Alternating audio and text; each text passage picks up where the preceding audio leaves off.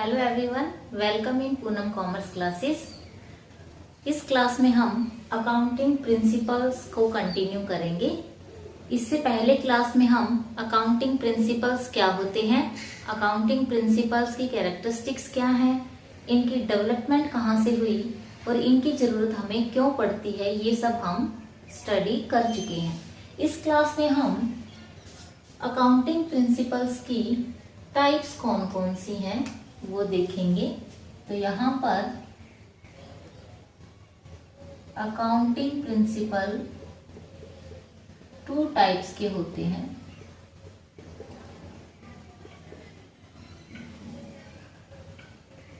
Two types हैं।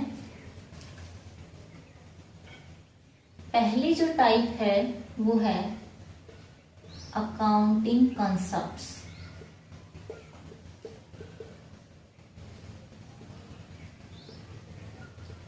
Concepts या इन्हें अजम्पशन भी कहा जाता है।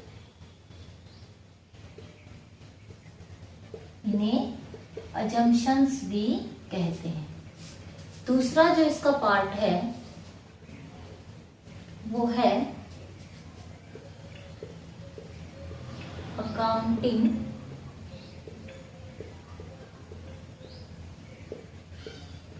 कन्वेंशंस। सबसे पहले बात आती है अकाउंटिंग कॉन्सेप्ट्स क्या होते हैं या अकाउंटिंग अजम्पशंस क्या होती है। सो स्टूडेंट्स, अकाउंटिंग कॉन्सेप्ट से यहाँ मतलब उन कॉन्सेप्ट से है जिनके बिना अकाउंटिंग करना पॉसिबल नहीं है। कोई भी एंटरप्राइज इन अकाउंटिंग कॉन्सेप्ट्स को इग्नोर करके अपनी अकाउंटिंग नहीं कर सकता, अपने फाइनेंशियल स्टेटमेंट नहीं बना सकता। ये वो रूल्स हैं जो मैंडेटरी है, जरूरी है अकाउंटिंग करने के लिए। इनके बिना अकाउंटिंग करना मुश्किल और इम्पॉसिबल है। यहाँ पर सही रिजल्ट अगर अकाउंटिंग के निकालने हैं तो इन कंसेप्ट्स को फॉलो किया जाएगा। सभी अकाउंटेंट्स इन कंसेप्ट्स को फॉलो करके ही फाइनेंशियल स्टेटमेंट प्रिपेयर करते हैं। अब इसके बाद बात आती है कि अकाउंटिंग कंसेप्ट्स कौन कौन से हैं। तो यहाँ पर जो सबसे पहला कंसेप्ट है वो है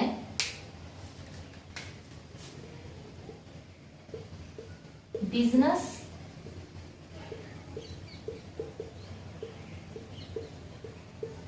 एंटिटी कंसेप्ट।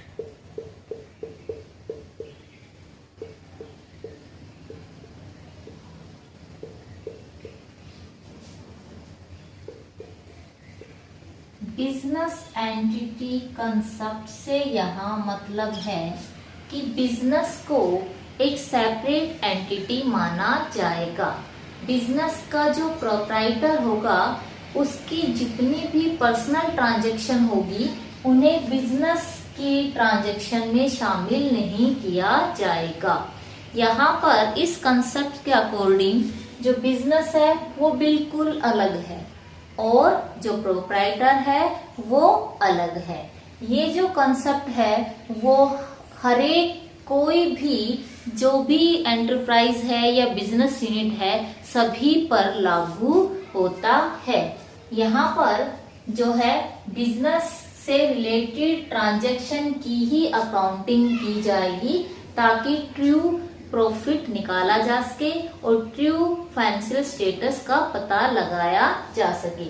जैसे कैपिटल जो है, कैपिटल का मैंने अकाउंटिंग टर्म का जो चैप्टर करवाया था उसमें बताया था कि ओनर जो भी पैसा लगाता है या इसे हम प्रोप्राइटर भी बोलते हैं बिजनेस में, उस पैसे को कैपिटल बोला जाता है।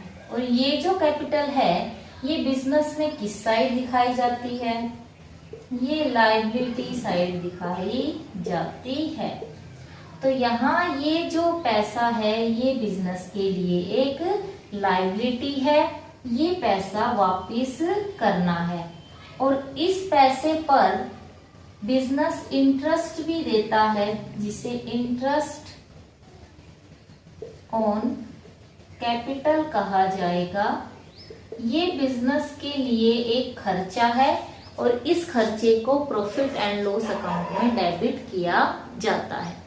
इसी तरीके से बिजनेस को एक सेपरेट एंटिटी मानते हुए ही अगर प्रोप्राइटर ने कुछ विड्रॉल किया है, चाहे वो पैसे का विड्रॉल किया हो, चाहे वो गुड्स का विड्रॉल किया हो, या एनी काइंड ऑफ थिंग, किसी भी तरीके का अलग से विड्रॉल किया है बिजनेस से, तो उसको ड्रॉइंग बोला जाता है।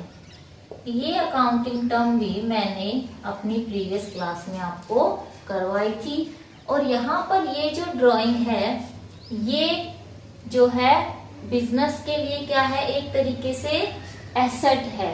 मतलब इस ड्राइंग पर बिजनेस इंटरेस्ट चार्ज करेगा और यहाँ इस इंटरेस्ट ऑन ड्राइंग को बिजनेस अपनी इनकम मानेगा और उस इनकम को कहाँ दिखाएगा, प्रॉफिट एंड लॉस अकाउंट में क्रेडिट साइड दिखाएगा।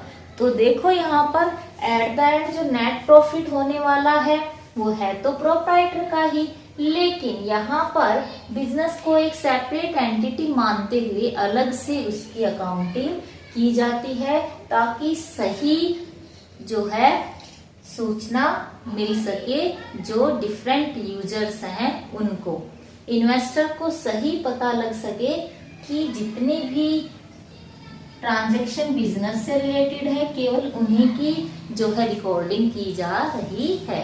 यहाँ पर अगर ओनर ने कोई भी पर्सनल एक्सपेंस किया है या उसकी कोई पर्सनल इनकम है तो उसको बिजनेस के अकाउंट्स में नहीं लिखा जाएगा। हाँ, ओनर अपने खुद के पर्सनल अकाउंट मेंटेन करवा सकता है, तो यहाँ पर ओनर के अलग अकाउंट मेंटेन होंगे और बिजनेस के अलग अकाउंट मेंटेन किए जाएंगे। तो बिजनेस एंटिटी कंसेप्ट के अकॉर्डिंग बिजनेस को एक यूनिक और सेपरेट एंटिटी मानते हुए उसकी अकाउंटिंग की जाती है ताकि केवल बिजनेस का ही एक्चुअल प्रॉफिट, एक्चुअल लॉस जो भी आ रहा है या उसका एक्चुअल फाइनेंशियल पोजीशन क्या है उसको निकाला जा सके। तो यहाँ पर ये कंसेप्ट कंप्लीट होता है। इसके बाद जो नेक्स्ट अकाउंटिंग कंसेप्ट है वो है गोइंग कंसर्न कंसेप्ट। इस कंसेप्ट के अकॉर्डिंग गोइंग कंसर्न कंसेप्ट, इसका मतलब है कि जो बिजनेस स्टार्ट किया है या जो एंटरप्राइज स्टार्ट की है वो लंबे समय के लिए चलाने के लिए स्टार्ट की है, उसका जो टाइम पीरियड है, उसकी जो लाइफ है वो परपेचुअल लाइफ है, ना कि थोड़े समय की लाइफ है। उसको निरंतर चलाने के लिए जो है शुरू किया गया है। यहाँ पर इसका जो है एक एग्जाम्पल क्या है कि जितनी भी एसेट्स खरीदी जाती हैं उसको ऑलवेज हिस्टोरिकल कॉस्ट पे दिखाया जाता है, मतलब ओरिजिनल कॉस्ट भी कह सकते हैं हम इसे। इसका मतलब ये है कि जितने में खरीदी जाएगी वही कीमत बुक्स ऑफ अकाउंट्स में दिखाई जाएगी। तो यहाँ पर क्या होगा कि अगर उन एसेट्स को बेचने, क्योंकि उन एसेट्स को बेचने का कोई इरादा ही नहीं है, वो एसेट्स बेचने के लिए खरीदी ही नहीं है, क्योंकि हम उसको बिजनेस में या एंटरप्राइज में या एंटिटी में लंबे समय तक यूज करने वाले हैं, इसलिए उसे ऑलवेज ओरिजिनल कॉस्ट पे दिखाया जाता है, ना कि मार्केट वैल्यू पे, क्योंकि इंटेंशन तो बिजनेस की उनको बेचने की ना होकर के लंबे समय तक यूज करने की होती है।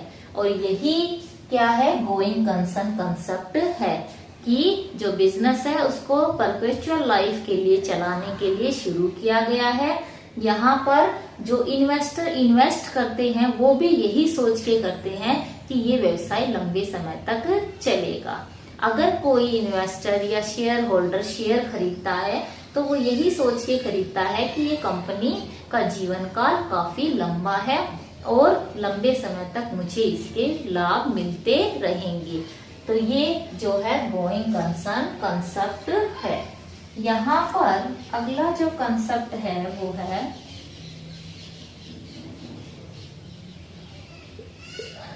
मनी मेजरमेंट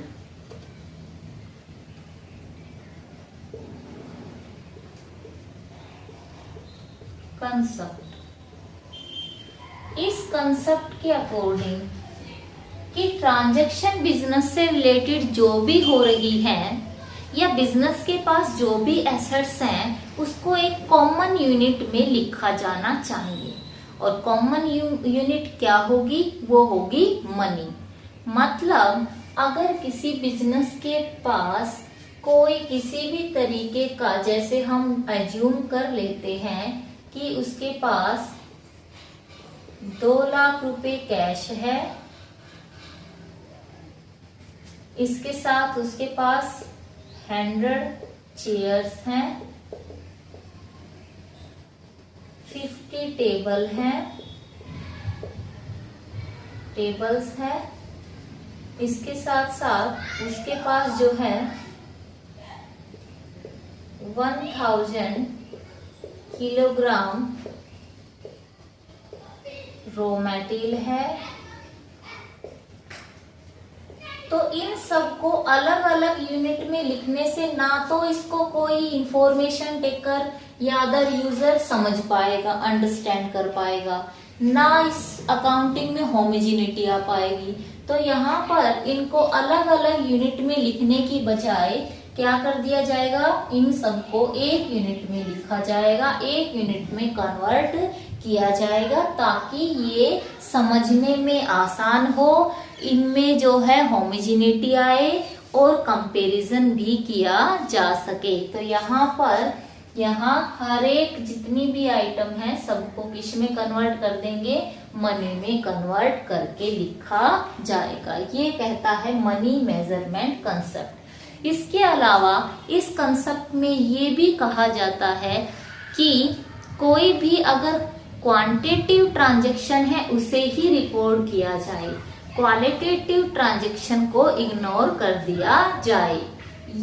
ये भी कह सकते हैं ये इस कंसेप्ट का ड्रॉबैक है, क्योंकि कई ऐसी ट्रांजैक्शन होती हैं जिनका बहुत महत्व है बिजनेस में, लेकिन उनमें क्वांटिटेटिव जो क्वालिटी है उसकी कमी होती है, इसलिए उनकी रिकॉर्डिंग नहीं की जाती। जैसे प्रोडक्शन जब हो रहा है उस ड्यूरेशन में स्ट्राइक हो गई, स्ट्राइक के कारण प्रोडक्शन बंद हो गया, यहाँ पे काफी ह्यूज लॉस हुआ बिजनेस को, लेकिन कहीं भी उसकी अकाउंटिंग नहीं की जाएगी क्योंकि नहीं कहा जा सकता कि स्ट्राइक के दौरान कितना लॉस हुआ, उसको मेजर नहीं किया जा सकता।